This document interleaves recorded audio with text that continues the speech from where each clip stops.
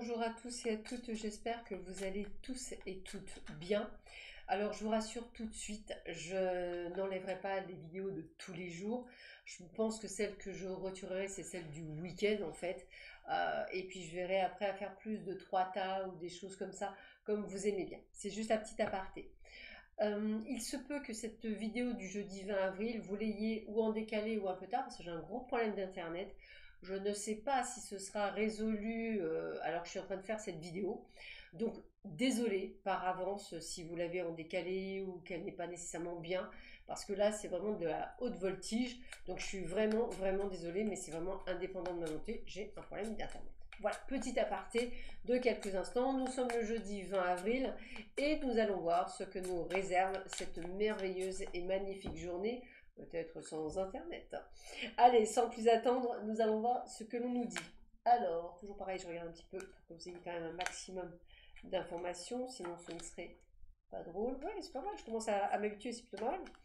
Allez, qu'est-ce que l'on vous dit pour vous pour cette journée? Quels sont les messages que l'on vous donne pour cette journée? Hop, voilà, allez, on va faire comme ça et comme ça. Et on termine avec un petit message des âmes. Voir un petit peu quels sont les messages que l'on a pour vous. Allez, je vais finir par appeler main percée. En fait, ça tombe à chaque fois. Tac, et tac, tac. Voilà, tic et tac, tac, tac, toc, toc. Vous avez vu, j'aimais bien faire un petit toc, toc. Alors, qu'est-ce que l'on nous dit pour aujourd'hui? Campagne, un petit peu de recul. Campagne par rapport au travail, la lenteur, l'élévation, les réseaux sociaux, l'infidélité, force et courage, dispute, mésentente, réussite, paix et étranger. Bon, écoutez, quand on regarde bien, le tirage est quand même largement positif. Déjà parce que la carte de réussite, c'est vraiment ce côté où on se dit que même s'il y a je dirais, une partie qui peut ne pas être nécessairement top, comme les disputes et les combats, bon, limite, bah, si vous faites un combat de boxe, c'est vous qui gagnez. Pourquoi? Parce que, voilà, je veux dire, j'ai pas de carte négative à part les disputes et les combats qui, entre nous, peuvent être liés à vous-même, hein, le fait de se poser des questions. Moi, ce que je ressens, c'est peut-être pour certains la possibilité de retrouver une personne que vous connaissez depuis longtemps via les réseaux sociaux. Il se peut qu'effectivement, c'était peut-être une rencontre que vous avez mis, je dirais, du temps, parce qu'on voit la lenteur, peut-être que vous allez pouvoir vous retrouver peut-être un peu isolé, peut-être à la terrasse d'un café, à la terrasse d'un restaurant. C'est un petit peu ce que je ressens.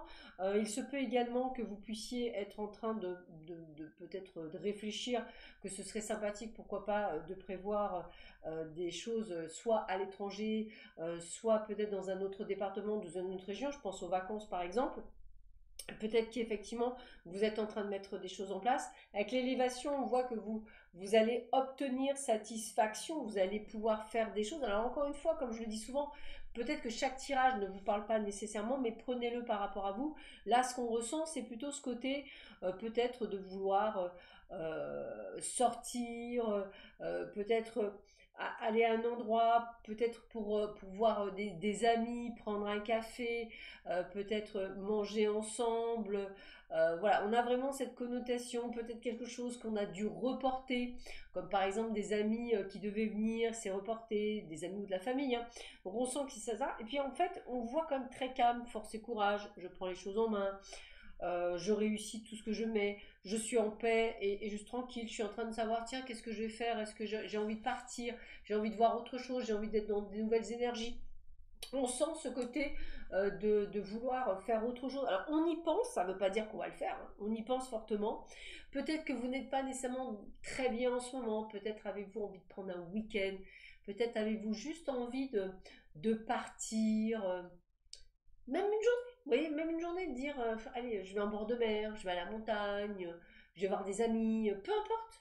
Mais on a vraiment ce côté de planifier. Alors je dis pas que vous le ferez aujourd'hui, peut-être que vous allez le faire pour le week-end, peut-être pour un peu plus tard, mais ça vous taronne. C'est quelque chose qui est important.